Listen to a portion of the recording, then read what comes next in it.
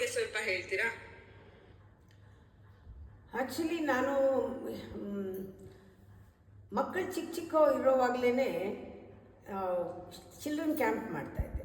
Children camp ಮಾಡುವಾಗ ಚಿಕ್ಕ ಮಕ್ಕಳು, ಪುಟ್ಟ ಮಕ್ಕಳು ಇರೋರು, ದೊಡ್ಡವರು ಇರೋರು ಎಲ್ಲ ಇರೋರು. ಆಗ ಮಕ್ಕಳಿಂದ ಕಲಿಯೋದು ತುಂಬ ಇದೆ ಅಂತ ಅವ್ರಿಂದ ಕಲಿಯೋಕ್ಕೆ ಶುರು ಮಾಡಿದೆ. ಮಕ್ಕಳಲ್ಲಿ ತುಂಬ ಶಕ್ತಿ ಇದೆ, ಮಕ್ಕಳಿಗೆ ಎಲ್ಲ ತಿಳಿದಿದೆ, ಜ್ಞಾನ ಇದೆ ಅಂತಲೇ ಅವ್ರನ್ನ ನಾನು ಗಮನಿಸ್ತಾ ಇದ್ದಿದ್ದು. ಅವ್ರಿಗೆಲ್ಲ ಗೊತ್ತಿದೆ, ನಾವು ತಲೆಹರಟೆ ಮಾಡ್ತೀವಿ, ಬುದ್ಧಿ ಜಾಸ್ತಿ ಇದೆ ನಮಗೆ. ಮಕ್ಕಳ ಜೊತೆ ಇದ್ದಾಗ ನನಗೆ ಏನೋ ಒಂದು ಸ್ಟ್ರೆಂತ್ ಬರೋದು. ದೊಡ್ಡವ್ರ ಕ್ಲಾಸ್ ಮಾಡೋಕ್ಕೂ ಮಕ್ಕಳ ಕ್ಲಾಸ್ ಮಾಡೋಕ್ಕೂ ತುಂಬ ವ್ಯತ್ಯಾಸ ಕಾಣಿಸೋದು. ದೊಡ್ಡವ್ರ ಕ್ಲಾಸ್ ಮಾಡ್ತಾಯಿದ್ರೆ ಎನರ್ಜಿ ಡ್ರೈನ್ ಆಗೋದು. ಅವರಿಗೆ ಒಪ್ಸೋಕ್ಕೆ ತುಂಬ ಕಷ್ಟಪಡ್ತಾಯಿದ್ದೆ. ಅವ್ರಿಗೆ ಪ್ರಪಂಚಕ್ಕೆ ನೀವು ಜವಾಬ್ದಾರಿ ಅಂತ ಒಪ್ಸೋ ಅಷ್ಟರಲ್ಲಿ ಒಂದು ವಾರ ಆದರೂ 15-20 ದಿನ ಆದ್ರೂ ಅವ್ರಿಗೆ ತಲೆಗೆ ಹೋಗ್ತಾ ಇರಲಿಲ್ಲ. ಹೇಗೆ ನಾವು ಪ್ರಪಂಚಕ್ಕೆ ಜವಾಬ್ದಾರಿ ಅಂತಲೇ ವಾಪಸ್ ಬರೋರು. ಆದರೆ ಮಕ್ಕಳಲ್ಲಿ ನನಗೆ ಸ್ಟ್ರೈನ್ ಆಗ್ತಾ ಇರಲಿಲ್ಲ ಕ್ಲಾಸ್ ಮಾಡುವಾಗ ಪ್ರಾರಂಭದಲ್ಲಿ. ಈಗ ದೊಡ್ಡವರು ಮಕ್ಕಳ ಥರ ನೋಡಿಕೊಂಡು ಅವ್ರಿಗೆ ಹೇಗೆ ಯಾವ ರೀತಿ ಟ್ರಾನ್ಸ್ಮಿಟ್ ಮಾಡಬೇಕೋ ಗೊತ್ತಾಗಿದೆ. ಪ್ರಾರಂಭದಲ್ಲಿ ಮಕ್ಕಳ ಜೊತೆ ಇರುವಾಗ ನನಗೆ ಎನರ್ಜಿ ಬರ್ತಾಯಿತ್ತು, ನಾನು ಎನರ್ಜಿನ ತೊಗೊಳ್ತಾ ಇದ್ದೆ. ಅವ್ರ ಜೊತೆ ಇದ್ದು ಮಗು ಥರನೇ ಇದ್ದು ಆ ಇನ್ನೊಸೆನ್ಸ್ ಏನು, ಆ ದೈವತ್ವ ಏನು ಎಲ್ಲ ನನಗೆ ಅರ್ಥ ಆಗಿತ್ತು. ಅದರಿಂದ ಮೊಮ್ಮಕ್ಕಳ ಜೊತೆ ನನಗೆ ಏನು ಸ್ಪೆಷಲ್ ಅಂತ ಏನು ಅನ್ನಿಸ್ಲಿಲ್ಲ. ಆದರೂ ಕೂಡ ಈಗಿನ ಮೊಮ್ಮಕ್ಕಳು, ಈಗಿನ ಟೆಕ್ನಾಲಜಿ 25 ವರ್ಷ ಆದಮೇಲೆ ನೋಡಿದಾಗ ಈಗಿನ ಮೊಮ್ಮಕ್ಕಳಿಗೆ ತುಂಬ ಇಂಡಿವಿಜುವಾಲಿಟಿ ಇದೆ. ಆದರೆ ಅವ್ರ ಜೊತೆ ಸೇರಿದಾಗ ನಾನು ಅಜ್ಜಿ ಥರ ಕೂತ್ಕೊಂಡು ಪಾಠ ಹೇಳ್ಕೊಡೋದಾಗಲಿ, ಉಪದೇಶ ಮಾಡೋದಾಗಲಿ ಆ ಥರ ಮಾಡೋಕ್ಕೆ ನಂಗೆ ಬರಲ್ಲ. ಅವ್ರ ಜೊತೆ ಸೇರಿಕೊಂಡು ಆಟ ಆಡ್ತೀನಿ.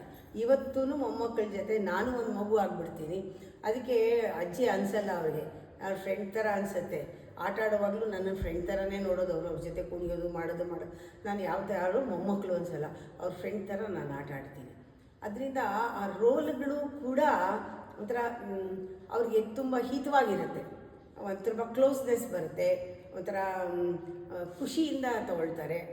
ಅಂದರೆ ಅವ್ರೇನು ನನಗೆ ಬಂದು ನಮಸ್ಕಾರ ಮಾಡಿ ಅಜ್ಜಿ ಅಂತ ಹೇಳಿ ನನಗೊಂದು ಮರ್ಯಾದೆ ತೋರಿಸಿ ಆ ಥರ ಒಂದು ರೋಲ್ನಲ್ಲಿ ನನಗೆ ಕೂಡಿಸ್ಬೇಕು ಅನ್ನೋ ಆ ಪಾತ್ರದ ಕಲ್ಪನೆಯೇ ನನಗಿಲ್ಲ. ಅವ್ರ ಜೊತೆ ಆಡ್ತಾಯಿದ್ರೆ, ತಮಾಷೆಯಾಗಿ ಆಡ್ತಾ ಇರುವಾಗ ಅವರಲ್ಲಿ ಎಷ್ಟು ಹತ್ತಿರ ಆಗ್ತೀನಿ ನಾನು, ಎಷ್ಟು ಅರ್ಥ ಮಾಡ್ಕೊಳ್ತೀನಿ ನಾನು, ಅವ್ರನ್ನ ಸ್ಪಂದಿಸ್ತೀನಿ, ಅವ್ರ ಪ್ರೀತಿನ ಗಳಿಸ್ತೀನಿ. ಇದ್ರ ಕಡೆ ನಂಗೆ ಗಮನ ಇರೋದರಿಂದ ಒಂದು ವಿಶೇಷವಾದ ಸಂಪರ್ಕ ಮೊಮ್ಮಕ್ಕಳು. ಅದರ ಅಟ್ಯಾಚ್ಮೆಂಟು ಇಲ್ಲ, ಆ ಅಟ್ಯಾಚ್ಮೆಂಟ್ ಇಲ್ಲ. ಒಂದು ರೀತಿಯ ಅಕ್ರಾಸ್ತೆ ಆಸೆ ಇದೆಲ್ಲವೂ ಇದೆ. ಅವ್ರ ಆಟ ನೋಡಬೇಕು, ಅವ್ರ ಪಾಠ ನೋಡಬೇಕು, ಅವ್ರು ಚೆನ್ನಾಗಿರಬೇಕು, ಮುಂದಕ್ಕೆ ಬರಬೇಕು. ಅದು ಸಹಜವಾಗಿ ಎಲ್ಲರಿಗೂ ಇದೆ. ಎಲ್ಲ ಮಕ್ಕಳಿಗೂ ನಾನು ಧ್ಯಾನ ಮಾಡಬೇಕಾದ್ರೂ ಒಂದು ಮಗು ಮನಸ್ಸಿಗೆ ಬಂದರೆ ಅದ್ರ ಸುತ್ತ ಇರೋ ಎಲ್ಲ ಮಕ್ಕಳು ಚೈನ್ ಥರ ನನ್ನ ಎದುರಿಗೆ ಬರ್ತಾರೆ. ಪ್ರತಿಯೊಂದು ಮಕ್ಕಳನ್ನ ನಾನು ಜ್ಞಾಪಿಸ್ಕೊಂಡು ಆ ಮಕ್ಕಳ ವಯಸ್ಸಿನವರೆಲ್ಲ ಬರ್ತಾರೆ. ಮೊಮ್ಮಕ್ಕಳನ್ನ ಜ್ಞಾಪಿಸ್ಕೊಂಡ್ರೆ ಆ ವಯಸ್ಸಿನವರೆಲ್ಲ ಬರ್ತಾರೆ. ಯಾರು ನಾನು ಕನೆಕ್ಟ್ ಮಾಡ್ತೀನೋ ಆ ವಯಸ್ಸಿನವರೆಲ್ಲ ಅವ್ರಿಗೆ ಏನು ಪ್ರಾಬ್ಲಮ್ ಇದೆ, ಆ ಥರ ಎಷ್ಟೊಂದು ಜನಕ್ಕೆ ಪ್ರಾಬ್ಲಮ್ ಇರ್ಬೋದು, ಎಲ್ಲ ಸಾಲ್ವ್ ಆಗಲಿ ಆ ಥರ ಇನ್ಕ್ಲೂಡ್ ಮಾಡಿಕೊಂಡು ಪ್ರತಿಯೊಬ್ಬರ ಹತ್ರನೂ ಅಷ್ಟೇ ವಿಶೇಷವಾಗಿ ಇರೋದಕ್ಕೆ ಸಾಧ್ಯ ಆಗುತ್ತೆ. ಇದೊಂಥರ ವಿಶೇಷವಾದ ಸಂಬಂಧಗಳು ಇವೆಲ್ಲ. ಹೆಸರಷ್ಟೇ. I cannot define that I am ಮೊಮ್ಮಕ್ಕಳು ಅಂದ ತಕ್ಷಣ ನಾನು ಅಜ್ಜಿ ಅಂತ ನನಗೆ ಯಾವತ್ತೂ ಅನಿಸಿಲ್ಲ. ಮೊಮ್ಮಕ್ಕಳು ಅಂದ ತಕ್ಷಣ ಅದು ನನ್ನ ಫ್ರೆಂಡ್ಸ್ ಅನಿಸುತ್ತೆ. ಮಕ್ಕಳು ಅಂದ ತಕ್ಷಣ ನಾನು ಯಾವತ್ತೂ ತಾಯಿ ಥರ ರೂಲ್ ಮಾಡಿಲ್ಲ. ಹೆಂಡತಿ ಅಂದ ತಕ್ಷಣ ಅವ್ರಿಗೆ ಸೇವೆ ಮಾಡ್ಕೊಂಡು ಬಿದ್ದಿರಬೇಕು ಅಂತ ಆ ಥರ ಮನಸ್ಸು ಬರಲಿಲ್ಲ. ಎಲ್ಲರ ಜೊತೆನೂ ಒಂದೇ ಥರ ಇದ್ದಾಗ ದಟ್ ಕಾಮನ್ ಫ್ಯಾಕ್ಟ್ರು ಎಲ್ಲರ ಲೈಫ್ನಲ್ಲಿ ನಾನು ಅಂತ ನನಗೆ ಅದನ್ನು ತುಂಬ ಖುಷಿ ಇದೆ.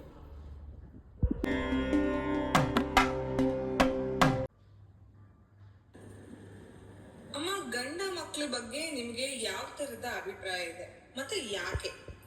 ಅವರಲ್ಲಿರುವಂತಹ ವೈಶಿಷ್ಟ್ಯತೆ ಏನು, ಅದನ್ನ ನೀವು ಹೇಗೆ ಕಂಡುಕೊಂಡಿದ್ದೀರಾ? ಯಾವತ್ತು ಸನ್ಯಾಸದ ಬಗ್ಗೆ ನನಗೆ ಸಂಶಯವಾಗಲಿ ಅಥವಾ ಮಿಸ್ಅಂಡರ್ಸ್ಟ್ಯಾಂಡ್ ಮಾಡ್ಕೊಳ್ಳೋದಾಗಲಿ, ಸನ್ಯಾಸನ ಅಥವಾ ಮಿಸ್ಇಂಟರ್ಪ್ರಿಟ್ ಮಾಡೋದಾಗಲಿ ಅದು ಮಾಡಲೇ ಇಲ್ಲ. ನಂಗೆ ಅರ್ಥ ಆದಾಗಲೇ ಸನ್ಯಾಸ ಅಂದರೆ ಏನು ಅಂತ ಅರ್ಥ ಆದಾಗಲೇ ಒಂದು ವಿವೇಕದಲ್ಲೇ ಸನ್ಯಾಸದ ಅರ್ಥವನ್ನು ಬಿಡಿಸಿ ನೋಡಿದೆ ನಾನು. ಆ ಸನ್ಯಾಸ ಅಂದರೆ ಬಿಟ್ಟು ಓಡಿ ಹೋಗೋದಲ್ಲ ಅಂತ ಮನವರಿಕೆ ಆಗಿ ನಾನು ಯಾವುದನ್ನು ಬಿಡಲಿಲ್ಲ. ಇವತ್ತವರೆಗೂ ಏನನ್ನೂ ಬಿಟ್ಟಿಲ್ಲ. ಬಿಡೋದು ಸನ್ಯಾಸ ಅಲ್ಲ, ಹಿಡ್ಕೊಳ್ಳೋದು ಸನ್ಯಾಸ ಅಲ್ಲ. ಹಿಡ್ಕೊಂಡು ಬಿಡೋದು ವಿಚಾರಕ್ಕೆ ಮೀರಿದ್ದದು ಇರಬೇಕು, ಇಲ್ಲದೆ ಇರೋ ಹಾಗಿರಬೇಕು. ಇದು ಅಂದರೆ ನಾನು ಯಾವುದನ್ನು ಏನು ಮಾಡ್ತಾಯಿದ್ದೀನೋ ಅದು ಕರ್ಮದಿಂದ ಬಂದಿರೋದು. ನಾನು ಸೆಲೆಕ್ಟ್ ಮಾಡಿದ್ದಲ್ಲ, ಅಪ್ಲಿಕೇಶನ್ ಹಾಕ್ಕೊಂಡು ಪಡ್ಕೊಂಡಿದ್ದಲ್ಲ. ಮನೆ ಇರ್ಬೋದು, ಸಂಬಂಧಗಳಿರ್ಬೋದು, ಗಂಡ ಇರ್ಬೋದು, ಮಕ್ಕಳಿರ್ಬೋದು, ಎಲ್ಲವೂ ಕೂಡ ಕರ್ಮ. ಅವರಿಗೆ ಋಣ ನನ್ನ ಋಣ, ಆ ಋಣದಿಂದ ಏನೋ ಒಂದು ಕಾರಣ ಈ ಪ್ರಪಂಚದಲ್ಲಿ, ಒಂದು ಹುಟ್ಟಿಗೆ ಕಾರಣ, ಬದುಕಿಗೆ ಒಂದು ಕಾರಣವಾಗಿ ಸಂಸಾರ ಸಂಬಂಧ ಅಂತ ನನಗೆ ಅರ್ಥ ಆಯಿತು. ಹೀಗೆ ಅರ್ಥ ಆದಮೇಲೆ ಅದನ್ನು ಬೇಡ ಅಂತ ಹೇಳಿ ತ್ಯಜಿಸಿ ದ್ವೇಷ ಕಟ್ಕೊಂಡು ಜಗಳ ಆಡಿಕೊಂಡು ಯಾವತ್ತೂ ಆ ಥರ ಹೋಗೋದು ಅದು ವಿರುದ್ಧ ಆಗುತ್ತೆ, ಧರ್ಮಕ್ಕೆ ವಿರುದ್ಧ ಆಗುತ್ತೆ. ಅವತ್ತಿಂದ ನಾನು ನನ್ನನ್ನು ರೂಪಿಸ್ಕೊಳ್ಳೋದ್ರಲ್ಲಿ, ನನ್ನ ಶಕ್ತಿಯನ್ನು ಹೆಚ್ಚಿಸ್ಕೊಳ್ಳೋದ್ರಲ್ಲಿ, ನನ್ನ ಮೇಲೆ ಒಂದು ಅಭಿಮಾನ, ಆತ್ಮಾಭಿಮಾನ, ಗೌರವ, ನನ್ನ ಬಗ್ಗೆ ನನಗೆ ಒಂದು ಕಾಳಜಿ, ನನ್ನ ಆರೋಗ್ಯದ ಬಗ್ಗೆ, ನನ್ನ ಜೀವನದ ಬಗ್ಗೆ ಅರ್ಥ ತಿಳ್ಕೊಳ್ಳೋದ್ರ ಬಗ್ಗೆ, ಆತ್ಮ ಸಂಶೋಧನೆಗೆ ನನ್ನನ್ನು ಯಾವ ರೀತಿ ಒಡ್ಕೊಂಡೆ ಅಂದರೆ ನನಗೆ ಬೇರೆ ಯಾರೂ ಪ್ರಾಬ್ಲಮ್ ಆಗಲೇ ಇಲ್ಲ. ಅವ್ರು ಅರ್ಥ ಮಾಡಿಕೊಳ್ಳೇಬೇಕು. ಇವತ್ತಲ್ಲ ನಾಳೆ ಅರ್ಥ ಮಾಡ್ಕೊಳ್ತಾರೆ, ಇವತ್ತಲ್ಲ ನಾಳೆ ಅರ್ಥ ಮಾಡ್ಕೊಳ್ತಾರೆ. ನಾನೇನು ಅಂತ ಇವತ್ತಲ್ಲ ನಾಳೆ ಅವ್ರಿಗೆ ಗೊತ್ತಾಗುತ್ತೆ, ಅವ್ರಿಗೆ ಗೊತ್ತಾಗಬೇಕದು. ನಾನೇನು ಪ್ರೂವ್ ಮಾಡೋದು ಬೇಕಿಲ್ಲ, ಯಾಕೆಂದರೆ ನಾನು ಕನ್ವಿನ್ಸ್ ಮಾಡಬೇಕಾಗಿಲ್ಲ. ಯಾಕೆಂದ್ರೆ ನಾನು ಹೋಗ್ತಾ ಇರೋ ದಾರಿ ಸ್ಪಷ್ಟವಾಗಿದೆ, ಕ್ಲಿಯರ್ ಆಗಿದೆ, ನನಗೆ ಗೊತ್ತಿದೆ ಇದೇ ಮಾಡಬೇಕು ಅಂತ, ಇದರಲ್ಲೇ ಶ್ರೇಯಸ್ಸು ಗೊತ್ತು, ಇದೇ ಪ್ರಯಾರಿಟಿ ಅಂತ ಗೊತ್ತು. ಈ ಜನ್ಮದಲ್ಲಿ ಅರ್ಥ ಮಾಡ್ಕೊಂಡು ಯಾವ ಜನ್ಮದಲ್ಲಾದರೂ ಅರ್ಥ ಮಾಡ್ಕೊಳ್ಳಿ, ನಾನು ರಶ್ ಮಾಡಲಿಲ್ಲ, ಈಗಲೇ ನನ್ನನ್ನು ಅರ್ಥ ಮಾಡ್ಕೊಂಡ್ಬಿಡಿ ಅಂತ. ಹಾಗೆ ನನ್ನನ್ನು ನಾನು ಅರ್ಥ ಮಾಡ್ಕೊಳ್ಳೋದ್ರಲ್ಲಿ ಬೇರೆಯವ್ರಿಗೆ ಅರ್ಥ ಆಗಕ್ಕೆ ಶುರು ಆಯಿತು. ಅಲ್ಲಿಗೆ ಒಂದು ಸ್ಪೇಸ್ ಕ್ರಿಯೇಟ್ ಆಯಿತು. ನನ್ನನ್ನು ಯಾರೂ ತಡೆಯೋಕ್ಕಾಗಲಿಲ್ಲ, ವಾಚ್ ಮಾಡ್ತಿದ್ರು. ಆಮೇಲೆ ಅವರವರೇ ಬ್ಯುಸಿ ಆದಮೇಲೆ ವಾಚ್ ಮಾಡೋದು ಕಮ್ಮಿ ಆಯಿತು. ಅವರಿಗೆ ನನ್ನ ಡಿಪೆಂಡೆನ್ಸಿ ಇಲ್ಲ ಆಯಿತು. ಅವರು ಇಂಡಿಪೆಂಡೆಂಟ್ ಆದರು, ಹಾಗೆ ಒಂದು ಇಂಡಿವಿಜುವಲ್ ಆದರು. ಹಾಗೆ ಅವರಿಗೆ ಒಂದು ಡೈರೆಕ್ಟಾಗಿ ಎಲ್ಲರ ಮನೆಯಲ್ಲೂ ಸಿಗದೇ ಇರೋ ಅಟೆನ್ಷನ್ ಸಿಗದೇ ಇದ್ದಿರಬಹುದು, ಆದರೆ ಒಳಗಡೆನೇ ಅವ್ರಿಗೆ ರೆಸ್ಪೆಕ್ಟ್ ಇದೆ ನಾನು ಮಾಡ್ತಾ ಇರೋ ಕೆಲಸದಲ್ಲಿ. ಅವ್ರಿಗೆ ನಾನು ಸಿಕ್ಕದೇ ಇದ್ದರೂ ಕೂಡ ಎಲ್ಲರಿಗೂ ಸಿಕ್ಕಿರೋದು ಒಂದು ಗೌರವ ಅವರಲ್ಲಿ ಇದ್ದೇ ಇದೆ. ಇವತ್ತಿಲ್ಲದೇ ಇದ್ದರೆ ನಾಳೆ ಗೊತ್ತಾಗುತ್ತೆ, ಆಗೇ ಆಗುತ್ತದು. ಯಾಕೆಂದರೆ ಇದು ಎಲ್ಲರ ಮನುಷ್ಯರ ಜೀವನದ ಪ್ರಥಮ ಗುರಿ ಏನಂದರೆ ಇದಟ್ಟು coordinating with the being harmonise with the nature. ಅದು ಯಾವತ್ತೂ ಅವ್ರಿಗೂ ರಿಯಲೈಸ್ ಆಗುತ್ತೆ. ನನಗೇನು ಮೊದಲು ರಿಯಲೈಸ್ ಆಗಿರಲಿಲ್ಲ, ನನಗೆ ಅದು ನಂಬಿಕೆ ಇದೆ. ಎಲ್ಲರಿಗೂ ಹುಟ್ಟಿದ ಮೇಲೆ, ಮನುಷ್ಯನಾದ ಮೇಲೆ ಅವ್ರಿಗೆ ಯಾವತ್ತೋ ಒಂದಿನ ಅವ್ರಿಗೆ ಗೊತ್ತಾಗುತ್ತೆ ಅಂತ. ಗೊತ್ತಾಗಲಿ, ಯಾವತ್ತು ಗೊತ್ತಾಗುತ್ತೋ ಆವತ್ತು ಗೊತ್ತಾಗಲಿ ಅಂತ. ಅದರಿಂದ ಯಾವುದೂ ಪ್ರಾಬ್ಲಮ್ ಅಂತ ಬರಲಿಲ್ಲ. ಯಾರ ಹತ್ರನೂ ನಾನು ಒಪ್ಪಿಸ್ಬಿಟ್ಟು ಬರಲಿಲ್ಲ, ಅಥವಾ ಅವ್ರ ಪರ್ಮಿಷನ್ ತೊಗೊಂಡು ಬರಲಿಲ್ಲ. ನನಗೆ ಇದು ಫ್ರೀ ಅನ್ನಿಸ್ತು, ನನಗೆ ಸ್ವಾತಂತ್ರ್ಯ ಅನ್ನಿಸ್ತು, ಇದರಲ್ಲಿ ಬಿಡುಗಡೆ ಅನ್ನಿಸ್ತು, ಇದು ಸನ್ಯಾಸ ಅನ್ನಿಸ್ತು. ಎಲ್ಲಿ ವಿವೇಕದಲ್ಲಿ ನಾನು ಆ ಸನ್ಯಾಸವನ್ನು ನೋಡಿದಾಗ ಆ ವೈರಾಗ್ಯ ನನ್ನಲ್ಲೇ ನಿಧಾನವಾಗಿ ಬಿಚ್ಕೊಳ್ತಾ ಬಂತು. ವೈರಾಗ್ಯ ಅನುಭವಕ್ಕೆ ಬಂತು, ಅಂಟ್ಕೊಳ್ದೇ ಇರೋದು ತಿಳಿಯಿತು. ಅದರಿಂದ ಯಾವುದೂ ಪ್ರಾಬ್ಲಮ್ ಆಗಲಿಲ್ಲ. ಎಲ್ಲರೂ ಕೂಡ ಗೊತ್ತೋ ಗೊತ್ತಿಲ್ಲದೆ ಸಪೋರ್ಟ್ ಮಾಡೋ ಹಾಗೆ ನಾನಿದ್ದೆ, ಈಗಲೂ ಇದ್ದೀನಿ, ಮುಂದೆನೂ ಇರ್ತೀನಿ.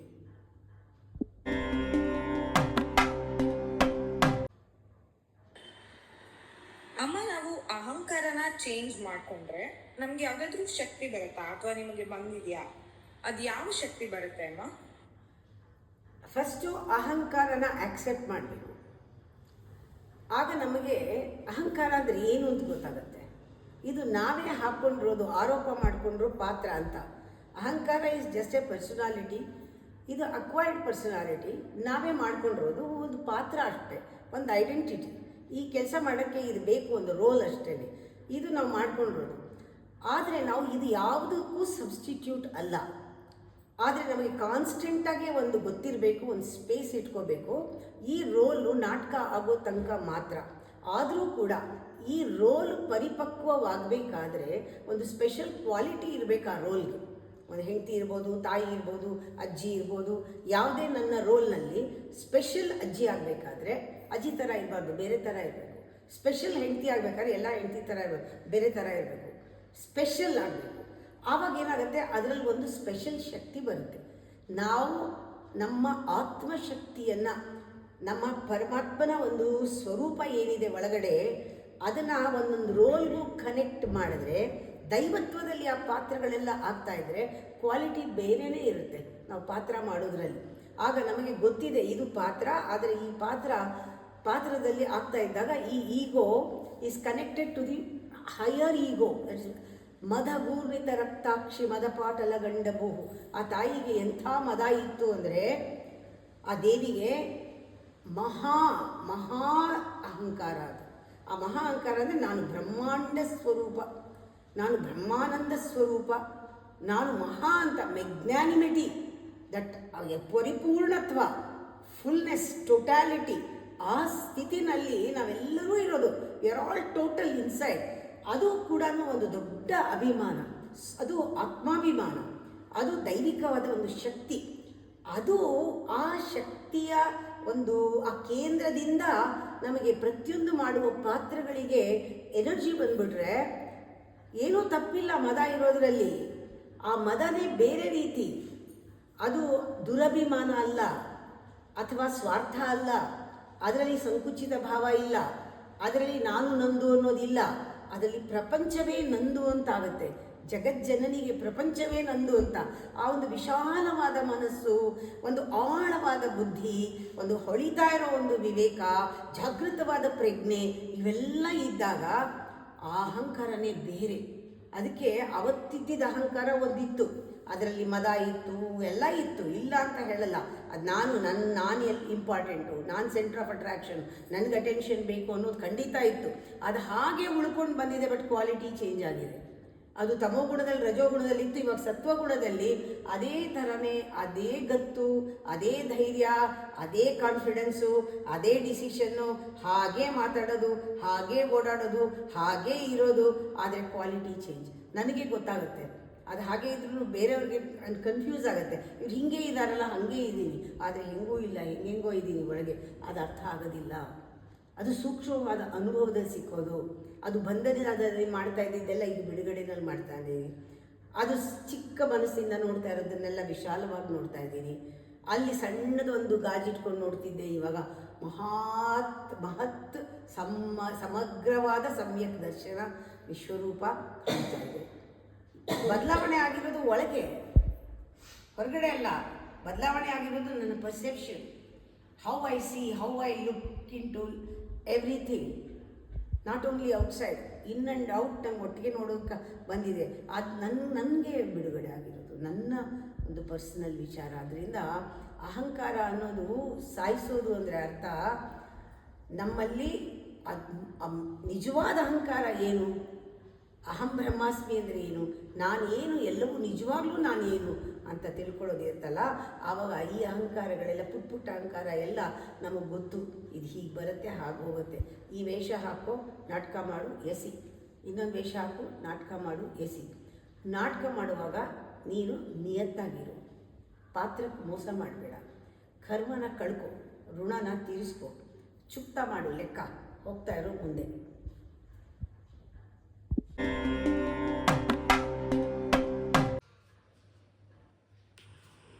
ಅಮ್ಮ, ನಿಮ್ಮ ಒಂದು ಮುಖ್ಯವಾದ ನಿರ್ಧಾರದಿಂದ ಮನೆಯವರಿಗೆ ಒಂದು ಟರ್ನಿಂಗ್ ಪಾಯಿಂಟ್ ಆಗಿರೋದು, ಅಥವಾ ಮಕ್ಕಳಿಗೆ ಒಂದು ಟರ್ನಿಂಗ್ ಪಾಯಿಂಟ್ ಆಗಿರಬಹುದು, ಯಾರಿಗಾದ್ರೂ ಇರಬಹುದು, ಅದನ್ನ ನಮ್ಮ ಜೊತೆ ಸ್ವಲ್ಪ ಹಂಚ್ಕೊತೀರಾ? ಟರ್ನಿಂಗ್ ಪಾಯಿಂಟು ಸಣ್ಣದಲ್ಲ. Turning point 360 degrees. Turning point complete ಡೈರೆಕ್ಷನ್ನೇ ಬೇರೆ. ಡಿಟರ್ಮಿನೇಷನ್ ಆದ ತಕ್ಷಣ ಡೈರೆಕ್ಷನ್ನೇ ಬೇರೆ. ಆ ರೀತಿ ಎಷ್ಟೋ ಆಗಿದೆ. ಹಾಗಾಗಿದ್ರಲ್ಲಿ ಮುಂಚೆ ಕೆಲವು ಸತಿ ಮಾತ್ರ ಆಗೋದು, ಅದು ಒಳಗಿಂದ ಬರೋದು, ಅದು ಮಾಡಲೇಬೇಕಂತ ಅದು ಆಗಿರೋದು. ಡಿಸೈಡ್ ಮಾಡಿದ ತಕ್ಷಣ ಎರಡನೇ ಥಾಟ್ ಇಲ್ಲ, ಆ ಥರದ ಕೆಲಸಗಳು ಎಷ್ಟೋ ಆಗಿದೆ. ಈಗೀಗ ನನಗನ್ನಿಸ್ತಾ ಇರೋದು,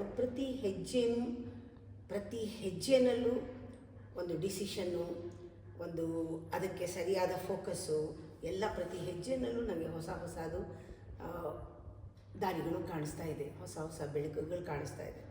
ಇದಕ್ಕೂ ಮುಂಚೆ ನನಗೆ ಆತ್ಮವಿಶ್ವಾಸ ಬರೋಕ್ಕೆ ಶುರು ಆದಮೇಲೆ ಮೆಡಿಟೇಷನು, ಪ್ರಾಣಾಯಾಮ, ಧ್ಯಾನ, ಪಾತ್ರಗಳನ್ನು ನಿರ್ವಹಿಸೋದು, ಇದು ನನ್ನ ಜೀವನದಲ್ಲಿ ಭಾಳಷ್ಟು ಬದಲಾವಣೆಯನ್ನು ತಂದಿತ್ತು. ಸಂಸಾರದಲ್ಲಿ ಇದ್ದ ಮೇಲೆ ಸಂಸಾರ ಬಿಟ್ಟು ಹೋಗೋಕ್ಕಾಗಲ್ಲ, ಸಂಸಾರ ಮಾಡಲೇಬೇಕು. ಕರ್ಮಯೋಗದಲ್ಲಿ ನಿನ್ನ ಧರ್ಮ ಏನು ಅದನ್ನು ಬಿಟ್ಟು ಹೋಗಬೇಡ, ಅದಕ್ಕೆ ಅಂಟ್ಕೊಳ್ಳದೆ ಮಾಡು, ಫಲಾಪೇಕ್ಷೆ ಇಲ್ಲದೆ ಮಾಡು. ಇದೆಷ್ಟು ನನ್ನ ಒಳಗಡೆ ಹೊಟ್ಟೋಗಿತ್ತು ಅಂದರೆ, ಇದು ಮಾಡ್ತಾ ಇರೋದು ಪಾತ್ರ. ಆ ಪಾತ್ರ ಕಂಡುಕೊಳ್ಳದೆ ಇದ್ದಾಗ ಯಾವುದೂ ಟೆನ್ಷನ್ ಇಲ್ಲದೆ ನಾವು ಹೆಜ್ಜೆನ ಇಡ್ಬೋದು.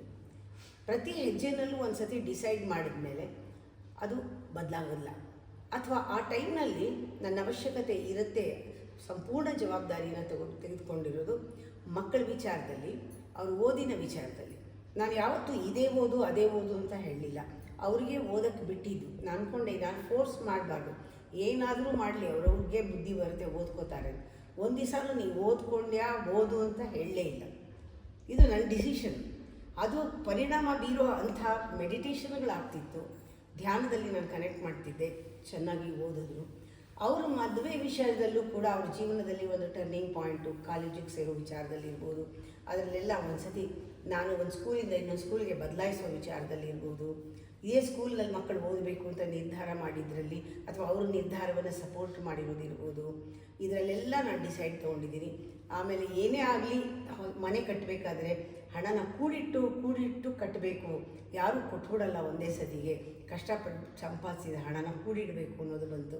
ಆಗ ನಾನು 500 ರೂಪಾಯಿ ನೋಟ್ ಹೊಸದಾಗಿ ಬಂದಿತ್ತು, ಅವತ್ತಿಂದ ಕೂಡಿಟ್ಟು ಮನೆ ತೊಗೊಂಡಿದ್ದು. ಈ ಥರ ಎಷ್ಟೋ ಸಣ್ಣ ವಿಚಾರದಿಂದ ಶುರು ಆಗಿದ್ದದು. ಆಮೇಲೆ ಇಲ್ಲಿ ನೆಲೆಸಬೇಕು ನಾನು, ಇಲ್ಲೇ ಇರಬೇಕು ನಾನು ಅಂದಿದ್ದು ಕೂಡ ಒಳಗಿಂದ ಬಂದಿದ್ದ ಡಿಸಿಷನು. ಇಲ್ಲಿ ಇದ್ದ ಮೇಲೆ ಈ ಕೆಲಸಗಳಾಗಬೇಕು, ಒಂದೊಂದು ಪ್ರತಿಷ್ಠಾಪನೆ ಇರ್ಬೋದು, ದಿನನಿತ್ಯದ ಪೂಜೆ ಇರ್ಬೋದು, ಪ್ರತಿಯೊಂದರಲ್ಲೂ ಕೂಡ ಡಿಸಿಷನ್ನೇ. ಆಲೋಚನೆ ಮಾಡಿದ್ರೆ ಡಿಸಿಷನ್ನೇ ಅದು, ಬೇರೆ ಇಲ್ಲವೇ ಇಲ್ಲ. ಯೋಚನೆ ಅಂತ ಕೂತ್ಕೊಂಡು ಥಿಂಕ್ ಮಾಡಿ, ಅನಲೈಸ್ ಮಾಡಿ, ಕ್ವಶ್ಚನ್ ಕೇಳಿ, 10 ಜನನ ಮೆಚ್ಚಿಸಿ ಕೇಳಿ, ಒಪಿನಿಯನ್ ಕೇಳಿ, ಯಾವುದೂ ಇಲ್ಲ. ಯಾವುದಕ್ಕೂ ಮೀಟಿಂಗ್ ಇಲ್ಲ. ಬಂತು ಒಳಗಡೆಯಿಂದ ಅಂದರೆ ಆಗಬೇಕು ಅಂದರೆ ಆಗಬೇಕು ಅಂತಲೇ ನಡ್ಕೊಂಡು ಬಂದಿರೋದ್ರಿಂದ 1, 2 ಹೇಳೋಕ್ಕಾಗಲ್ಲ. ಯಾಕೆಂದರೆ ಎಲ್ಲವೂ ದೊಡ್ಡದು ಚಿಕ್ಕದು ಅನ್ನೋದು ಬಿಟ್ಟು ಆ ಪವರ್ ಇದೆಯಲ್ಲ, the decision power, will power, that resolution power is very very strong. ಅದೊಂದೇ ಹೊರಗಡೆ ಮಾಡ್ತಾ ಇರೋ ಕೆಲಸ ಚಿಕ್ಕದಾಗಿ ಕಾಣ್ಬೋದು, ದೊಡ್ಡಕ್ಕೆ ಕಾಣ್ಬೋದು, ಆದರೆ ನಿರ್ಧಾರ ಮಾತ್ರ ಬಹಳ ಪವರ್ಫುಲ್ ಆಗಿರೋದು. ಅದು ಆತ್ಮಬಲದಿಂದ ಬರುವಂಥದ್ದು. ನಾನು ಮಾಡಿಲ್ಲ ಅದು, ಆದರೆ ನನಗೆ ಅನುಭವಕ್ಕೆ ಬರ್ತಾ ಇದೆ. ಒಂದೊಂದು ಸತಿ ಆಗ ಅಂದ್ಕೊಂಡಾಗಲೂ ಕೆಲಸ ಯಾವ ರೀತಿ ಆಗುತ್ತೆ, ಸುಸೂತ್ರವಾಗುತ್ತೆ, ಪರಿಪೂರ್ಣವಾಗುತ್ತೆ ಅಂತ.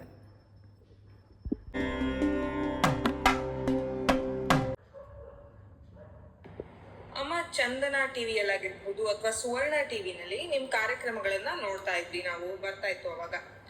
ಈಗ ಮತ್ತೆ ನಿಮ್ಗೆ ಉಪನ್ಯಾಸಗಳನ್ನ ಮಾಡಬೇಕು ಅನ್ನುವಂತಹ ಬಯಕೆ ಇದೆಯಾ? ಉಪನ್ಯಾಸಗಳನ್ನು ಟಿ ವಿನಲ್ಲೇ ಮಾಡಬೇಕು ಅಂತಿಲ್ಲ. ಉಪನ್ಯಾಸ ಮಾಡ್ತಾನೇ ಇದ್ದೀನಿ. ಟಿ ವಿನಲ್ಲಿ ಮಾಡದೇ ಇದ್ರೂ ಮನೆಯಲ್ಲೂ ಉಪನ್ಯಾಸ, ಆಚೆ ಹೋದರೂ ಉಪನ್ಯಾಸ, ಏರ್ಪೋರ್ಟಲ್ಲೂ ಉಪನ್ಯಾಸ, ಎಲ್ಲ ಕಡೆ ನಾ ಇರೋ ಕಡೆ ಸತ್ಸಂಗ ನಡೀತಾನೆ ಇರುತ್ತೆ. ಅದು ಬೇರೆ ವಿಚಾರ. ಜನಗಳಿಗೆ ತಲುಪಬೇಕು ಅನ್ನೋದು ಬಹಳ ಇದೆ.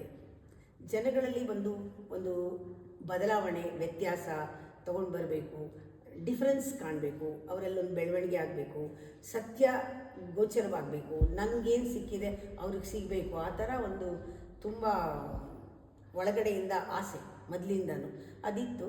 ಆಮೇಲೆ ಬರ್ತಾ ಜನಗಳಿಗೆ ಆಸಕ್ತಿ ಯಾವುದೋ ಅದೇ ಆ ಥರ ಸೋಷಿಯಲ್ ಮೀಡಿಯಾನಲ್ಲಿ ಓಡೋದು ಅಂತ ಗೊತ್ತಾಯಿತು. ಅದರಿಂದ ನಾನು ಆ ದಾರಿನ ಕೈಬಿಟ್ಟೆ. ಅವ್ರಿಗೆ ಬೇಕಾದರೆ ಅದು ಸಮಯ ಸಂದರ್ಭ ಬಂದರೆ ಸಿಕ್ಕಿದಾಗ ನಾನು ಖಂಡಿತವಾಗ್ಲೂ ಮಾಡ್ತೀನಿ. ಆದರೆ ಒಂದು ಜ್ಞಾಪಕ ಚೆನ್ನಾಗಿ ನನ್ನಲ್ಲಿ ಆಗಿದ್ದ ಪರಿವರ್ತನೆ ಈ ಎಲ್ಲದರಿಂದ, ಮೊದಲು ನನಗೆ ತುಂಬ ಬುದ್ಧಿವಂತಿಕೆ ಜಾಸ್ತಿ ಇತ್ತು. ಆವಾಗ ಅಂದ್ಕೊಳ್ತಾ ಇದ್ದೆ, ನಾನು ಪ್ರಪಂಚನ ಬದಲಾಯಿಸಬೇಕು, ಸಮಾಜನ ಬದಲಾಯಿಸಬೇಕು, ಆಮೇಲೆ ಧರ್ಮ ಎಲ್ಲರಿಗೂ ತಿಳಿಯೋ ಹಂಗೆ ಮಾಡಬೇಕು, ಮನುಷ್ಯರನ್ನು ಬದಲಾಯಿಸಬೇಕು, ಎಲ್ಲರನ್ನೂ ಬದಲಾವಣೆ ತರಬೇಕು ಅಂತ ಇತ್ತು. ಇವಾಗ ಅದಿಲ್ಲ. ಯಾಕೆಂದರೆ ನನ್ನ ಬುದ್ಧಿವಂತಿಕೆ ಇವಾಗಿಲ್ಲ. ನನ್ನ ವಿವೇಕದಲ್ಲಿ ನನ್ನನ್ನು ನಾನು ಬದಲಾಯಿಸ್ಕೋಬೇಕು, ನಾನು ಚೆನ್ನಾಗಿರಬೇಕು, ನನ್ನ ಆರೋಗ್ಯ ನಾನು ನೋಡ್ಕೋಬೇಕು, ನನ್ನಲ್ಲಿ ಪರಿವರ್ತನೆ ಆಗಬೇಕು, ನನ್ನ ಜನ್ಮ ಸಾರ್ಥಕವಾಗಬೇಕು, ನಾನು 100% ನಾನು ಗಮನಿಸ್ಕೋಬೇಕು, ಬದಲಾವಣೆ ಪ್ರತಿ ಕ್ಷಣ ಇಲ್ಲ ಆಗಬೇಕು, ಬೆಟರ್ ಪರ್ಸನ್ ಇಲ್ಲ ಆಗಬೇಕು ಅಂತ ಶುರು ಆದಾಗ ಅದರ ಪರಿಣಾಮವಾಗಿ ನಿಜವಾಗ್ಲೂ ಬದಲಾವಣೆ ಆಗ್ತಾಯಿದೆ ಸುತ್ತಮುತ್ತ. ಇದು ನಾನು ಗಮನಿಸ್ತಾ ಇರೋದು.